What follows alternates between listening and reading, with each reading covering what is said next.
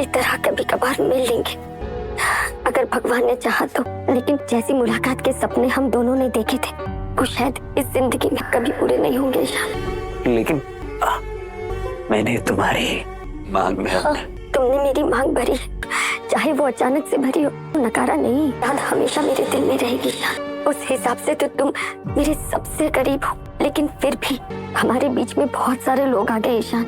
दिन से ठुकरा कर मैं तुम्हारे पास नहीं आ सकती। मैं जानती हूँ कि ये वक्त ये बातें करने का नहीं है, लेकिन बात निकली इसलिए मैंने कह दिया ईशान। और तुम्हें इस सच को अपनाना पड़ेगा।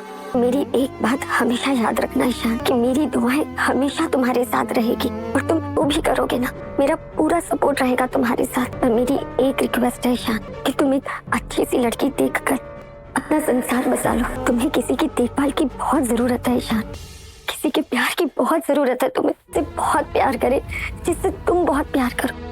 चाहे तुम वैसा प्यार ना करो जो तुमने मुझसे किया, लेकिन ऐसे पूरी जिंदगी अकेले तो नहीं रह सकते ना ईशान। मेरी बात छोड़ो, मैं तो वैसे भी इतने सालों से अकेली ही थी, लेकिन अब मेरी बाकी बची जिंदगी में मुझे कभी अकेला फील नहीं होगा ईशान, कि तुम्हारी दुआएं है ना मेरे साथ। लेकिन अगर मैं अपनी जिंदगी में किसी को एक्सेप्ट कर पाती तो वो सिर्फ तुम थे। मुझे अपनी जिंदगी में और कुछ नहीं चाहिए ईशान। मैं जानती हूँ इस वक्त में मेरी बातें बिल्कुल अच्छी नहीं लग रही होगी कि तुम मुझे अपनी जान से ज्यादा प्यार करती, लेकिन मेरी एक बात याद रख।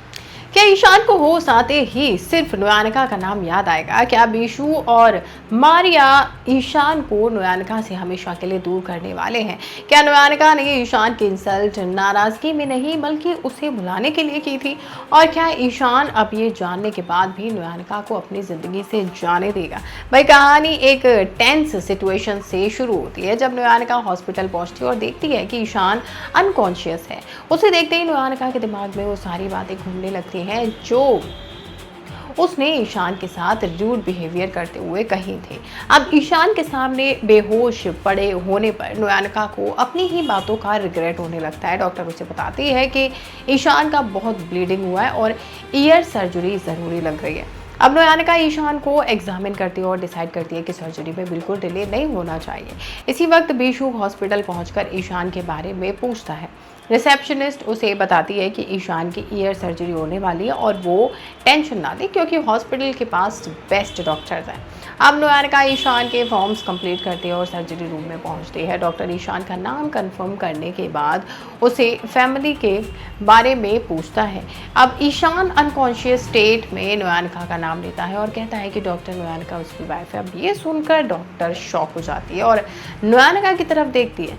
नुयानिका सिचुएशन एक्सप्लेन करने के बजाय ऑपरेशन पर फोकस करती है और खुद ईशान की सर्जरी स्टार्ट कर देती है। सर्जरी के बाद डॉक्टर नुयानिका से पूछती है कि ईशान जो कह रहा है क्या वो सच है। तब डॉक्टर ये भी बताती है कि उसने नुयानिका के बारे में र्यूमर्स सुने हैं। अब नुयानिका क्लियरली कहती है कि वो उन र्यूमर्स की जिम्मेदारी नहीं ले सकती। वो डॉक्टर से ईशान को चेक करने के लिए कहती है और बताती है कि सर्जरी कंप्लीट हो गई है। नुयानिका डिसाइड करती है कि ईशान को होश आते ही वो घर चली जाएगी।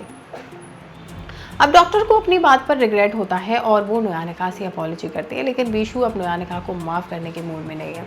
नुयानिका उसे बताती है कि ईशान की ईयर सर्जरी सक्सेसफुल हो गई है, लेकिन बीशू सीधा उस पर ब्लेम डाल देता है। वो पूछता है कि नुयानिका रात में ईशान से मिलने क्यों आई थी। बीशू के अकॉर्डिंग ईशान सिर्फ नुयानिका को सेफली घर पहुँचते देखने के लिए उसके पीछे आया था और इसी वजह से एक्सीडेंट हो गया। अब बीशू कहता है कि अब वो ईशान को आज ही अपने साथ ले जाएगा। नुयानिका उसे समझाती है कि ईशान अभी हॉस्पिटल से बाहर नहीं जा सकता, लेकिन बीशू कहता है कि वो हॉस्पिटल ही चेंज करवा देगा। उसका मकसद क्लियर है, वो ईशान को नुयानिका के सामने नहीं रखना चाहता। अब नुयानिका भी अपनी ड्यूटी से पीछे हटने से मना कर देती है। वो कहती है कि वो ईशान की डॉक्टर है और जब तक ईशान डिस्चार्ज नहीं होता वो उसकी रिस्पॉन्सिबिलिटी से भागेगी नहीं।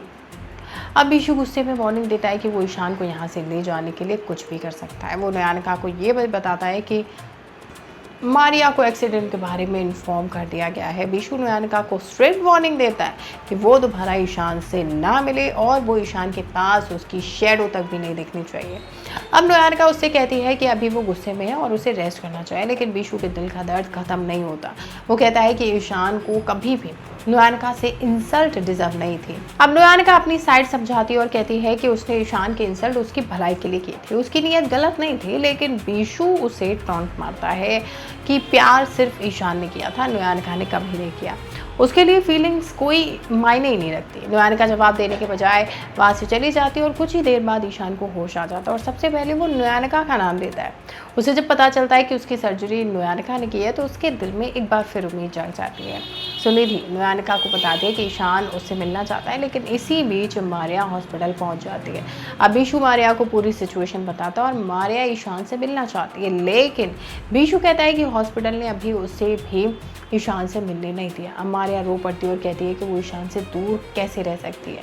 बीशु कहता है कि उन्हें ईशान को दूसरे हॉस्पिटल में शिफ्ट कर देना चाहिए। अब मारिया भी इमोशनल होते हुए कहती है कि ईशान ने रॉन्ग वूमन को पसंद कर दिया है। लेकिन जब नुयानिका ईशान के रूम में पहुंचती है तब कहानी का इमोशनल पल शुरू होता है। नुयानिका ईशान से कहती है कि वो बिल्कुल ठीक हो जाएगा और उससे टेंशन लेने की ज़रूरत नहीं है, पर ईशान कहता है कि वो डर नहीं रहा है। फिर ईशान नुयानिका से एक ऐसा सवाल करता है जिसका जवाब देने नुयानिका के लिए बहुत मुश्किल होता है। ईशान पूछता है कि उसने क्या गलत किया था। नुयानिका कहती है कि उसने कुछ गलत नहीं किया और ना ही किसी और ने कुछ गलत किया, लेकिन वो ये भी बताती है कि एक बात समझ चुकी है कि उसकी लाइफ में ईशान जैसा इंसान शायद दोबारा कभी नहीं आएगा। अब नुयानिका का ये जवाब ईशान के दिल पर क्या असर करेगा और क्या ईशान उससे फिर से कन्विंस कर पाएगा? क्या नुयानिका अपने प्यार को एक्सेप्ट करेगी और ईशान के साथ रहने के लिए मान जाएगी?